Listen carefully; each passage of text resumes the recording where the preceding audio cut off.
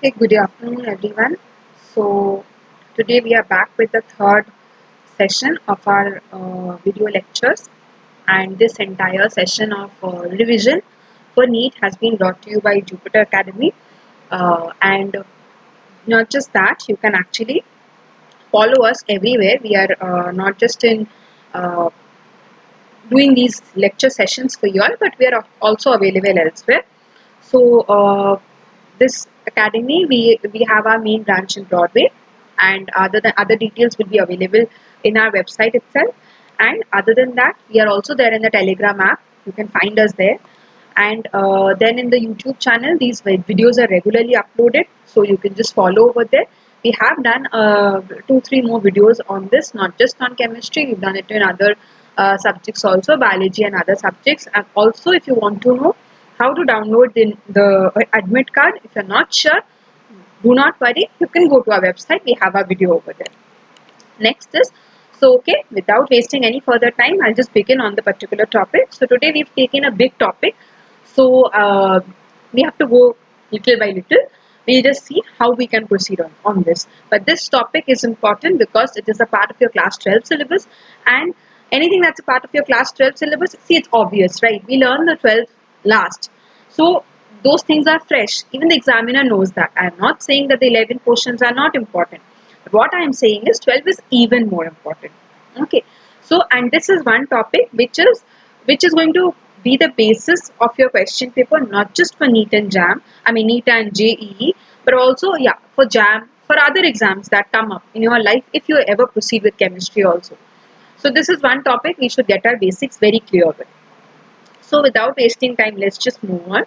Also, if you do find this video interesting, give it a like and do not forget to share it with your friends. So first let us see what is a coordination compound. So coordination compound is basically a class of, it's a special class of compound. Okay, it's a special class of compound, and what it does is it is going to have, there are 2 3 things that is important. It's a little different from other compounds. So what it contains is, at first it contains metal atoms, which every compound contains. So you can say, ma'am, what is so different in it? Yes, it does contain. Along with it, it contains ions. Okay, the negatively charged ions, or yeah, the ions are present, and which, these are basically your anions, those ions. But what is so interesting about this particular compound is it also contains certain neutral molecules. Now, this is something you will not find in other substances or other compounds. For example, if I tell you that I have a particular compound, say the simplest compound I have.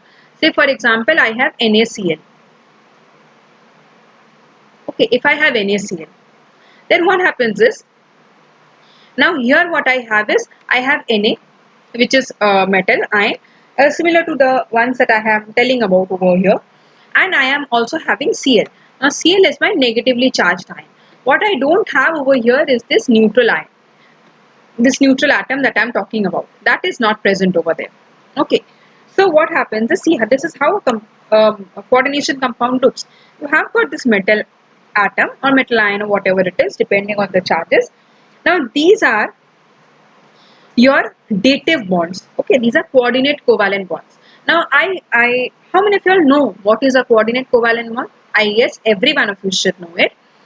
So just pause the video, look for a while, think for a while, and just recall in your mind what is a coordinate covalent bond. If you can't, then only proceed with the video. Okay, but it's wrong if you can't. You should be able to do it. Okay, a coordinate covalent bond is such a bond in which both the electrons forming the bond are coming from the same atom. Okay, it's also called a dative bond. Now, what do I mean by this? See, over here, if I have, say, if I have a carbon-carbon bond, I have a carbon-carbon bond.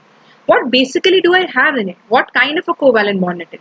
It is such a kind of a covalent bond where one carbon gives me one electron and the other carbon also gives one electron, and these two electrons, they form a bond. But in case of a coordinate covalent bond, what happens? Both these electrons come from only one atom. Any atom that has lone pair of electrons. For example, your oxygen atom or maybe your nitrogen atom. So anything that has got lone pair of electrons is going to donate those electrons, and it so happens that both the electrons from that particular bond is coming from the same atom. Such kind of a bond is called a coordinate covalent bond. Clear? So the bonds over here between the metal and the ligand, they are basically your coordinate covalent bonds, which means what? Both the electrons for forming that bond is coming from the ligand atom only. It's not coming from the metal. Okay. And what else is, the coordination compounds are also, and they're very complex. Okay, there are complex compounds and a type of addition compounds. See, I am saying what? I am saying that I have ligand also. I am saying I have anions also. So I am having a lot of things. So basically these are addition compounds, but they are complex compounds. Okay. Now, what is the difference between a double salt and a coordination compound? See, these kind of introductions are little needed. So even though they are not very, direct questions from this will not be asked, but what they can ask is they can always give you 4-5 compounds and tell you to tell which is a particular coordination compound or which is not a coordination compound. They can say all these things. Okay. For example, consider this compound. Okay. When it breaks down, what do you get? You get potassium, you get aluminium, you get sulfate, you get water. What is present over here? You have potassium, you have sulfate, you have aluminium, you have sulfate again, and you have water. So all the constituents, they dissociate. Okay, all the constituents dissociate. So such kind of a compound, they are called double salts, meaning they will break down into their constituent particles. Clear? But what happens when this kind of a compound uh, is subjected to dissociation?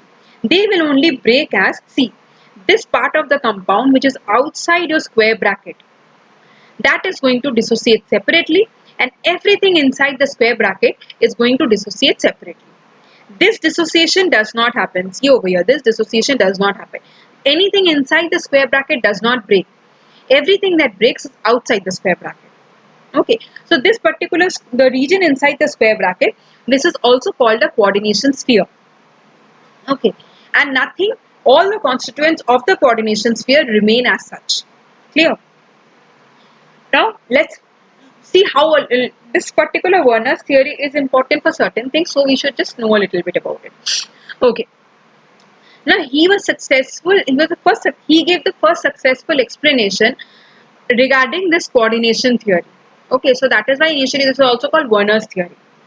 And what happens in this case? What did he say? He said that the central metal atom has two types of valencies. Okay, one is called the primary valency, one is called the secondary valency. And what did he say? The primary valencies are satisfied by the negative charges. Okay, so primary valencies, basically they are the ionizable charges, and they are the charges for the particular compound, and they are satisfied by your negatively charged species. Okay, and the secondary valencies, they correspond to the valencies within the metal atom, and they are satisfied by your neutral molecules. Okay, so let's understand what he said. Now this, he said that this is a particular primary valency. Okay, he said that this is a particular primary valency, and that this primary valency is going to be satisfied by this particular secondary valency. I mean, by this negatively charged. And this valency over here, this 2 plus this 3, this 4, this is a secondary valency.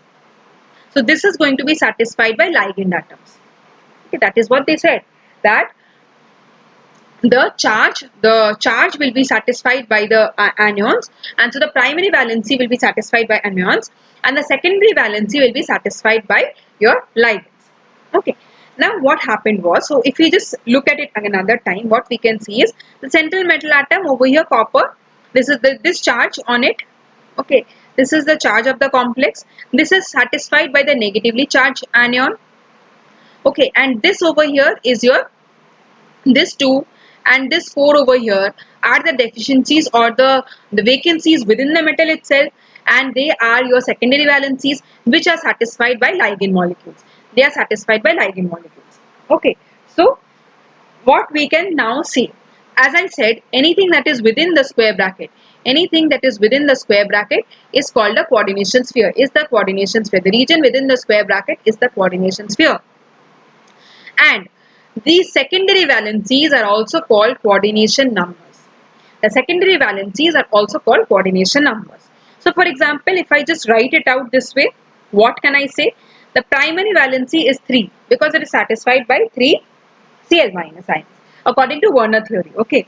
Now secondary valencies are 6 because 6NH3 is there, and the coordination sphere looks like this. But then we found that the Werner's theory has got certain drawbacks. So what are the drawbacks? First is, it does not explain why certain elements form coordination compounds. So it was not able to tell why all elements do not form coordination compounds, why only certain elements will form. Also, it was not able to say why. Now you see, the coordination compounds have directional properties, meaning that they are you know they are arranged differently, or they have different directions. Based on the directions in space, the shape of a particular molecule changes. So this was not explained well by Werner's theory. Also, in coordination compounds, we have certain extra properties like their color, their magnetic property, their optical properties, something called isomerism exists in them. So all this was not possible to be explained by Werner's theory. Clear? So what happened? Okay, now what do we, so let's just understand the coordination compounds well. Then we can, proceed with the further studies of this. Okay, so what we can say is, now what are ligands? Ligands are molecules or ions which are coordinated to the central metal atom or ion. Okay, for example, in this case, if you take this particular molecule, you have got 6 cyanide groups which are attached to your ion. So these cyanide groups are nothing but they are your ligands. Okay, the ligands can be negative, they can be positive, or they can be neutral molecules also. And these ligands are Lewis bases. Lewis bases means they are electron donors. And the central metal atom is an electron acceptor, so it is a Lewis acid. Okay, so these are certain things that we should remember about the ligands. Now, denticity of the ligands. Now, what happens is, what is meant by denticity? Denticity refers to the ways in which a particular ligand is attached to the central metal atom. It is defined as the number of atoms by which the central metal number of atoms by which the ligand attaches itself to the central metal atom. Clear? For example, a particular ligand can be attached to the metal atom by one atom, can be attached by two atoms, can be attached by multiple atoms. So that number is called denticity. For example, over here you have ethylene diamine. Now in ethylene diamine, both these nitrogens have got this lone pair. So both these nitrogens can act as donor atoms. As a result, ethylene diamine is a bidentate ligand. Okay, see over here what is happening. This particular nitrogen is acting as a donor atom. Here it is acting as a donor atom. Here it is acting as a donor atom. So, but you see, this entire thing is one ligand, because you see these two are attached together via this particular bond. So here basically you have one CH2. Here you have one CH2. So this is one ligand. Okay, this is one ligand. So this way, this one ligand can attach to the cobalt atom in two different places. So, or two different ways, or two different regions in space.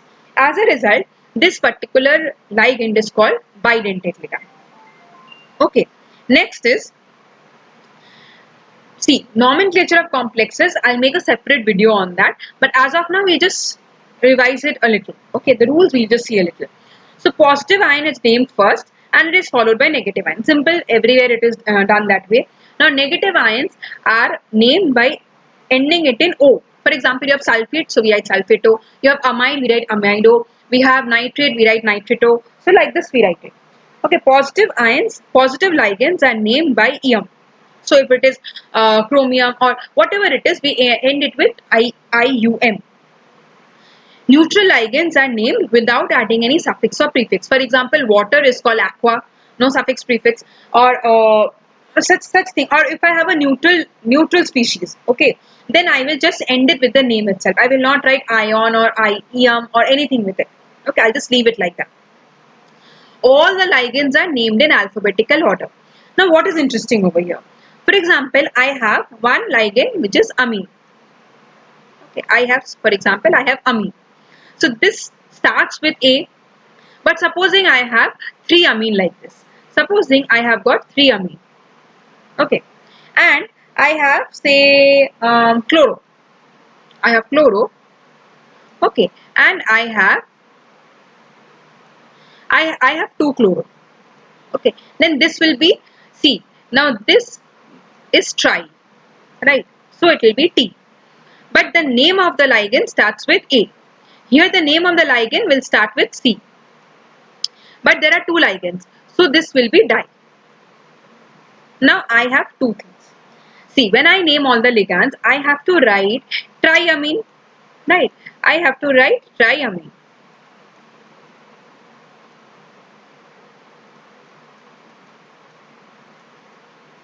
And what about this? This is going to be dichloro.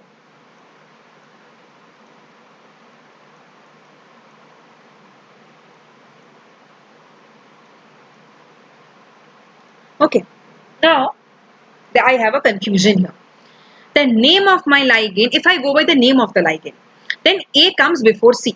So I should write amine first and chloro later on. But if I go by the number of ligands, then D comes before T. Everyone knows D comes before T. Then what should I do? What I have to see is the ligands are named in alphabetical order, which means the name of the ligand is only considered. The prefixes such as di, tri, tetra, or whatever, penta, hexa, whatever you have, that is not considered. Only the name of the ligand is considered. So since the name of amine starts with A and it comes before chloro, which is C, so we will have this particular naming bit of amine first, followed by chloro. Okay, this must be very carefully understood. Next is name of the ligand is written first, followed by the name of the metal. Okay, so first we write the names of all the ligands, then we write the name of the metal, then we write the name of, then we write the oxidation number. And we write it in Roman numbers. Always remember, we always write it in Roman numbers, and they are written in brackets. They are written in brackets. Now, number of the polysyllabic ligands, that is ligands which have the numbers in their name, are indicated by this, etc. What do I mean by this? For example, remember I showed you the example of ethylene diamine. Now, ethylene diamine is given, depicted as En. It is ethylene diamine. So the word di is already present in the name. So I cannot write diethylene diamine. If I have, for example, if I have 2En, if I have say 2En, I cannot write diethylene diamine. That is wrong. What I should write? I should use the term bis. Bis is used for two ligands of the same kind. Tris is used for three ligands of the same kind. Okay. Now, name and a number and name of the solvent of crystallization, if any, present in the complex is written in the name, in the end of the name of the complex. For example, if I have water in the end, it's going to be written at the end of the name of the complex. Okay, and when both cation and anion are complexes, the metals in the negative complex is named by using the suffix ate. Not just here, if any case you have a negatively charged coordinations here, we usually end it with ate. Okay, and in case of bridging ligands, how is the naming done? So the names on the groups to the left of the bridging ligand first is written first. See, this is how it's written. Name of the group to the left of the bridging ligand is written first. Then the oxidation state of that particular metal is written. Then mu is given. Mu is for bridging ligands. Mu is used for bridging ligands. Then the name of the groups to the right of the bridging ligand is written. Then their oxidation state is written, and then their negative ion is written. Now detailed video on this will be made and will be uploaded separately. Okay, but as of now, just remember this is the sequence. So first we name the complex on the left of the bridging ligand, then we write the bridging ligand by using mu, then we write the name of the complex on the right hand side of the bridging ligand. Okay, so that's how it is done. Now coming to isomerism. Now isomerism is of two types. One is structural isomerism, where you have chain isomerism. Nothing like it's the same thing. Much of it is the same you do in your organic chemistry. Position isomerism, whether it is attached in which position, that is important. Functional isomerism, meaning nitro, nitrito, all these things, functional groups. Metamerism, we'll come to all of them. Tautomerism, ring chain isomerism. These are the kinds of structural isomerism that is seen. And in stereoisomerism, you have two kinds, geometric and optical. So let's just see one by one. So what kind of isomers are seen over here? Ionization isomerism. So what happens is, see these two. Over here what happens? Just see your ligands. See, these are your anionic ligands. Both of them have the same charge. So the ligands inside and outside the coordination sphere get exchanged. They just get exchanged.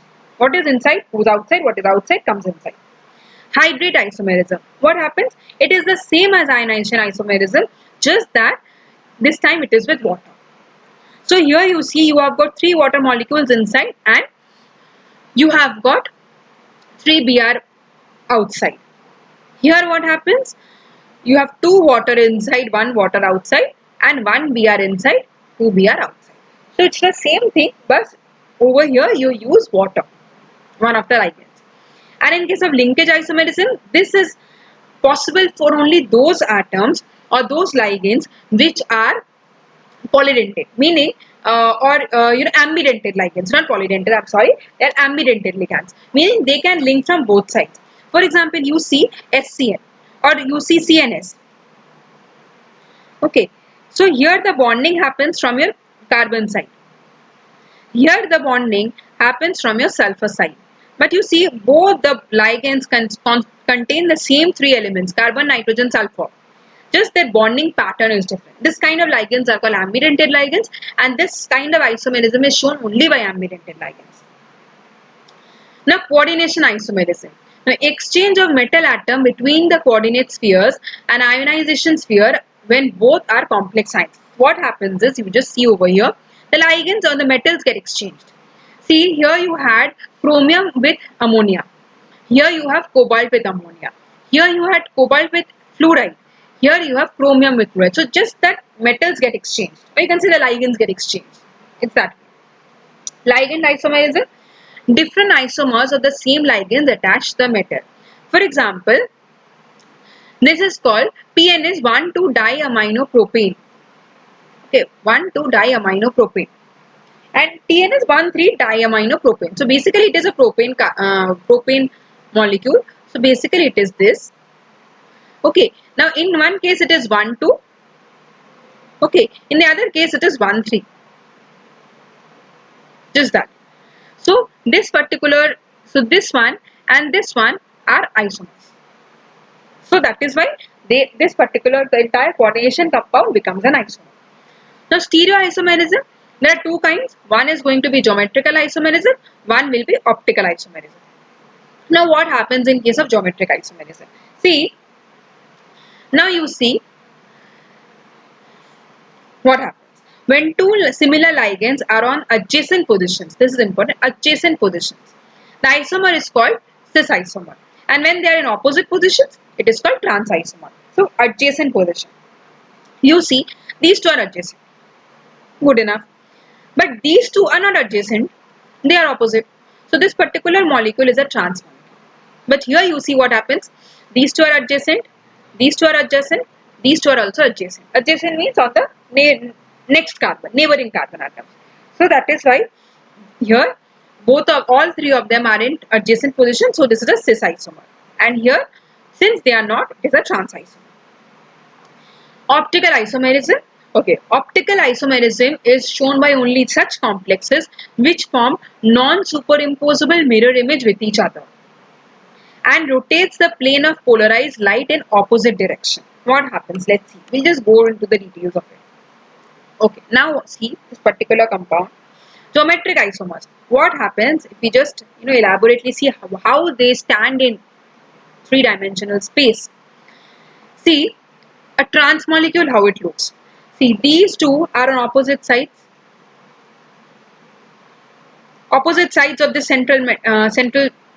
center, and this is also an opposite side.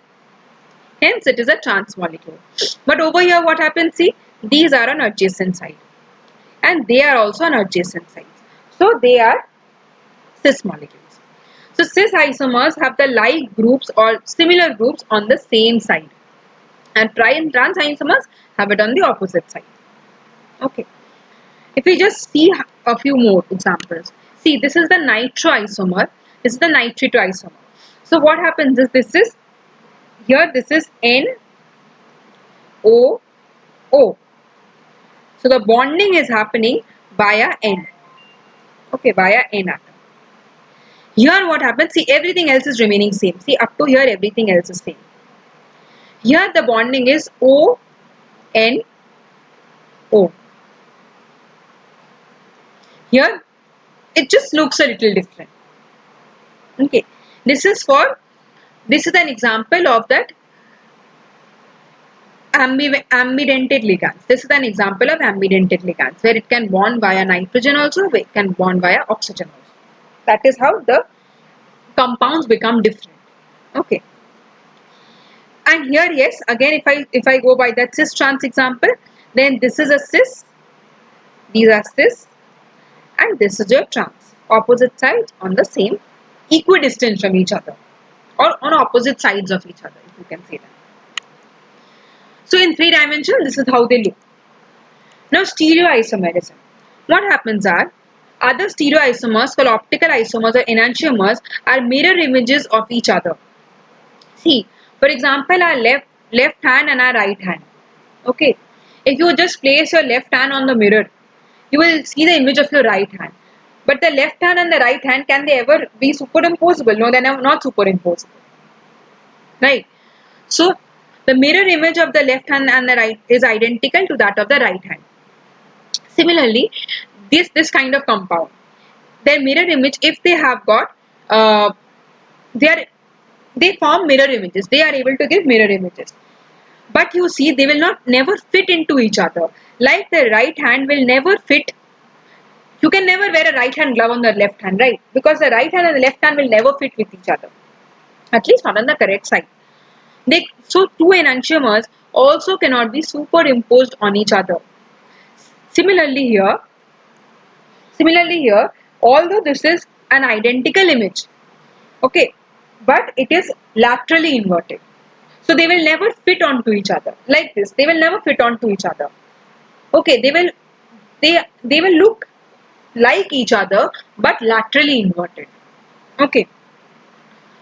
So enantiomers look like this. See, whatever is on the left hand side now goes on the right hand side.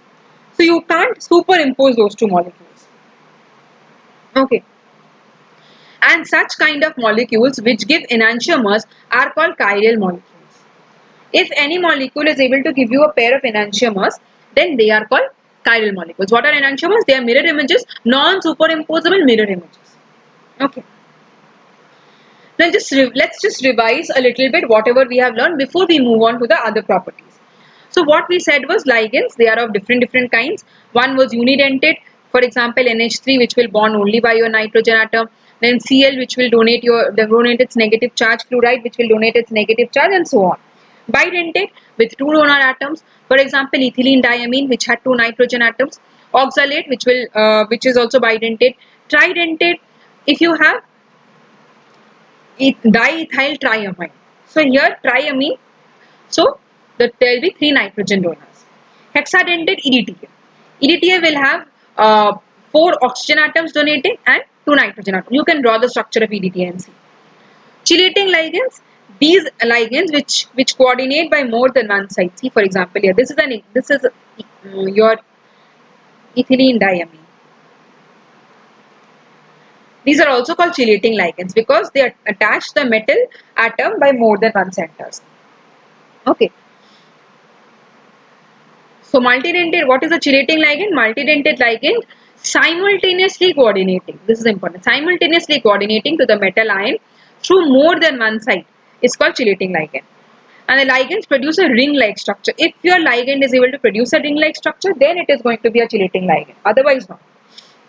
And chelation is going to increase the stability of the complex. And then we read about Werner's theory, which said that there were 2 kinds of valencies. One was your primary or ionizable valency, and secondary, which was non-ionizable valency. So the secondary valencies were later known as coordination number. So till now, this is all that we have learned. Now let's read a little bit about the valence bond theory, because not just here, but we also need it in the chemical bonding chapter. So how do we find out the hybridization? Let's not go into the details, just see what is needed for the exam point of view. First, what we need to do is we need to write down the electronic configuration of the metal atom clearly, correctly. and then find out the oxidation state. Okay.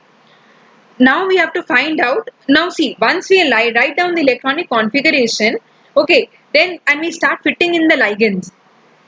Once we know the oxidation state, then we write the correct the outer electronic configuration. What happens is then we have to fit in the ligands and see. Once we have fit in the ligands, then we can find out whether the s orbital is bonded, p orbital is bonded here. So we can calculate. Now what is to be remembered is, supposing I have say a D7 configuration, a D8 configuration, which means that there will be unpaired electrons. Now there will be two cases. There will be two types of ligands also. We'll come to the series a little bit later. Now there will be two kinds of ligands. One is a strong field ligand, one is a weak field ligand. Now strong field ligands are your carbonyl, your cyanide, nitro, ethylene diamine, pyridine, ammonia. All these what they do is they will pair up your unpaired electrons. So if you have two unpaired electrons, they are going to get paired. But in case of weak field ligand, for example, all your halogens are weak field. Water is weak field, which is moderately strong. So in them, the pairing will not happen. So if you have two unpaired electrons, they remain as such. Now, how does this, change the property? See, when I do not have any unpaired electron, my complex is a diamagnetic complex. But when I have got unpaired electrons, my complex is a paramagnetic complex. Right? So based on this, the magnetic property of the particular complex is going to change because of the presence of a strong field ligand or a weak field ligand. If a strong field ligand is present, it is going to pair up my unpaired electrons and the resultant complex will be a diamagnetic complex. But if I have a weak field ligand, then there will be no pairing and the resultant complex is going to be a paramagnetic complex. Okay. Let's just see this.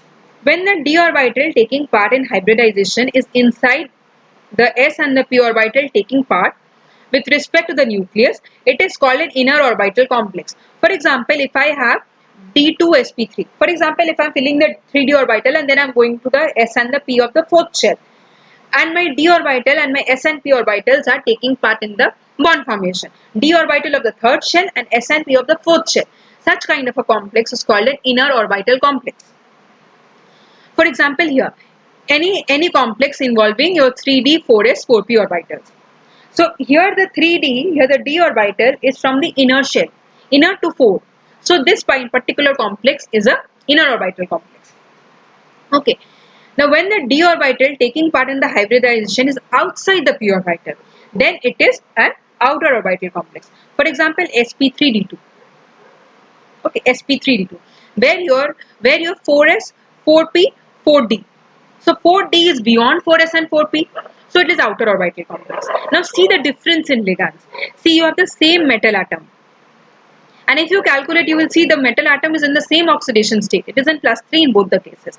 But here the ligand that you have is ammonia, which is a strong field ligand. So what will happen? Pairing will take place. So the electrons will move into the inner side. But here what happens? The ligand present is a weak field ligand. So your pairing does not take place. So CO3 plus is going to be D6. So CO3 plus means it is D6 configuration. So in the first case, there is going to be pairing. So your inner d orbitals will take part in the hybridization. In the second case, there will be no pairing. So the outer d orbitals have to take part in the configuration. Okay. Next is, now just let us see, these are the things you have to remember. If you have coordination number of 4, what are the hybridizations you can have? You can have sp3, you can have dsp2. And sp3 has a structure of tetrahedron, dsp2 has a square planar structure. If you have 6 coordination number, then you have d2sp3 and sp3d2. This is your inner orbital complex, this is your outer orbital complex. In both the cases, you will have the geometry of octahedron. Okay.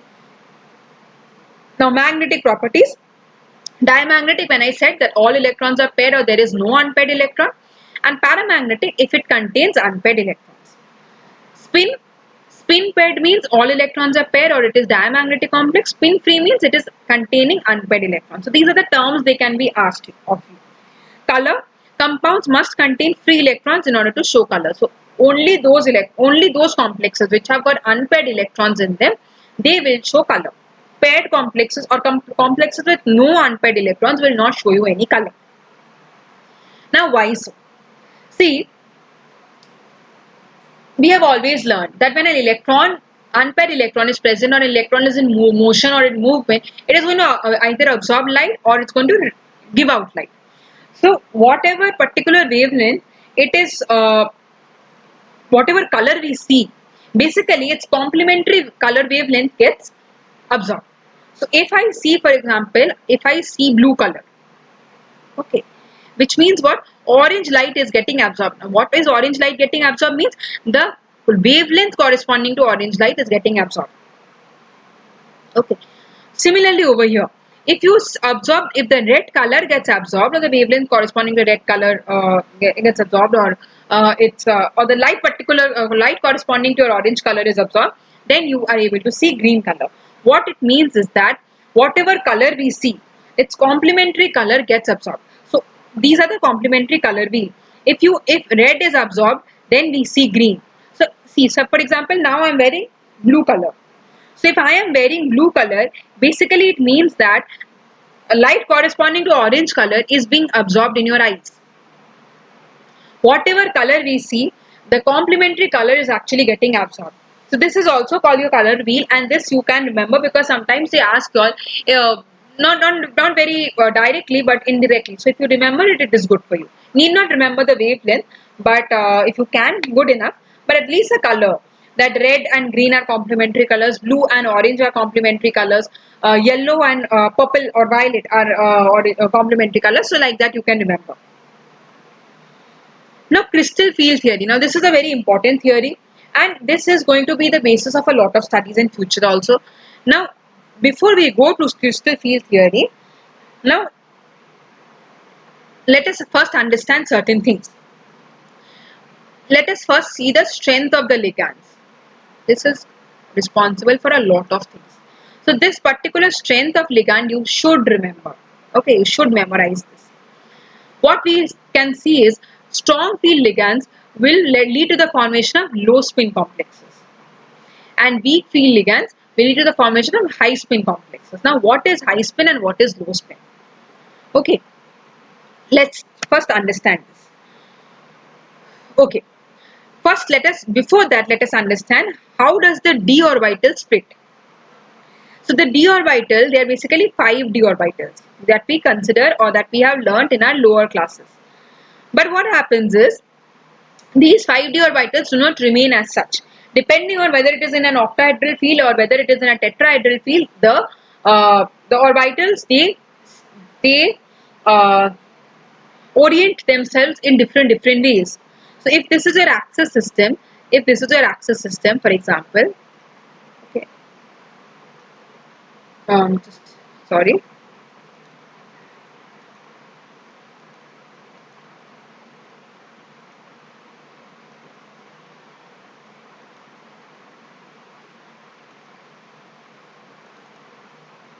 Yes. So if this is your axis system, then you have a pair of d orbitals which are in between the two axes. Few of your d orbitals are in between the two axes, and few of your d orbitals are along your axis. Okay. So obviously, now see, the ligands can come either this way from in between the axis, or they can come head on. So depending on which side your ligand is going to come, your d orbitals are going to experience repulsion, and their shape is going to change, and their or that will lead to the orientation of the d orbitals in different manner. So in octahedral field, what happens is that the electrons or the ligands, they come this way. Okay. So what happens is, so everything that is, see, all these orbitals, dxy, dxz, dyz, they all lie in between the axis. Okay, they lie in between the axis. So as a result, what happens is, when the electrons, they come directly, when these electrons, they come directly, then these particular orbitals, they experience less repulsion, so they are down. And these orbitals, which are also head on, they experience more repulsion, so they are having higher energy. Okay, so this is the basis. So what we can understand is, there are two kinds. One is called T2G, which is having less energy and hence more stabilized, and the other is EG, which is having higher energy and hence less stabilized. So since they have higher energy, they are since they have higher energy, they experience greater repulsion, and since these are having lesser energy, they experience lower repulsion. Okay. Next is, in tetrahedral complexes, the arrangement gets reversed. Okay, so now your dx square minus y square and your dz square, they experience lower repulsion and hence they are having lesser energy and more stabilized. And the dxy divisor and xz, they are having experiencing more repulsion, and so they are more having more energy and hence more destabilized.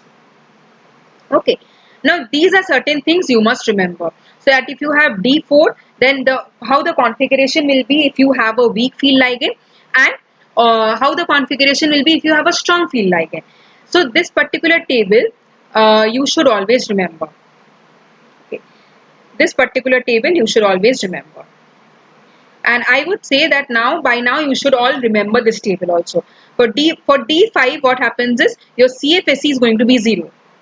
For D10 also your CFSE is going to be 0 because they are half filled and full filled orbitals complexes. Next is your magnetic property.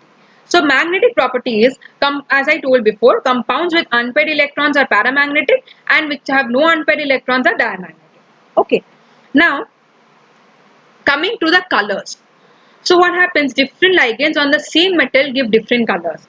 So addition of NH3 to CuH2O4 will change its color. See, this color is different. This is a different color. But if you have NH3, because of the complex form, the color changes. Okay. Now, this is going to be octahedral. I'm sorry. This should be octahedral. How does this particular separation happen? In octahedral, this is how the separation happens. Please remember this well. And in tetrahedral, I'll come to that. Tetrahedral, the opposite happens. Before that, what you should remember is this particular, this is like a revision I am doing. Okay, the last 3 slides. Here, what you should remember is when filling, how you will fill it. So, for octahedral field, what is the separation that is going to happen? Here you will see this is the spectrochemical series. This is going to be the strongest ligand and this is going to be the weakest ligand. Okay. So what happens is as you move towards strongest ligand, your CFSE, this delta over here refers to your CFSE value. Your CFSE value will also increase. Your CFSE value is also going to increase. And when you have lower ligands or weaker ligands, the CFSE value will decrease. For example, if you can calculate the CFSE value of CRF6 3 minus and you calculate the CFSE value of CRCN6 minus, then you will see this will have a higher value. How you can understand that? See, green, here the color is green and here the color is yellow. So what we can say is, see, we all know this particular series.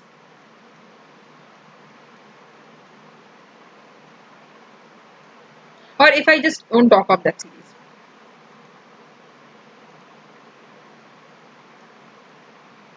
If I just remember it this way, anything that has a higher energy corresponds to a color of the red end side, and anything that has a lower energy corresponds to a color of the violet end side. Okay, so now you can itself find out which is going to be on which side. You can calculate that and see. You will see that when your value of delta increases, the color is going to shift gradually. Okay, the color will not remain the same even though the oxidation number and the number of ligands or the coordination number remains the same. That is what is the main idea over here, that you see what happens is here your oxidation number is +3, here also the oxidation number is +3, here also the oxidation number is +3, here also the oxidation number is +3 of chromium. But here you have a weak field ligand, here you have a moderately fielding ligand. This is a strong field, but this is the strongest field ligand. So you will see the color changes, even though the coordination number and the oxidation state remains the same. Okay, so this was a general discussion about coordination compounds, a quick revision of all the concepts.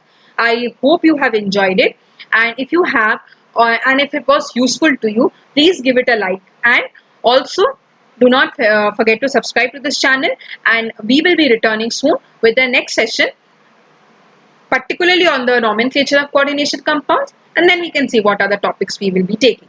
If you have any comments to make, you're free to do it in the comment section. Okay, then I hope to see you all again in the next video. Till then, keep studying for NEET. Take care and have a good day.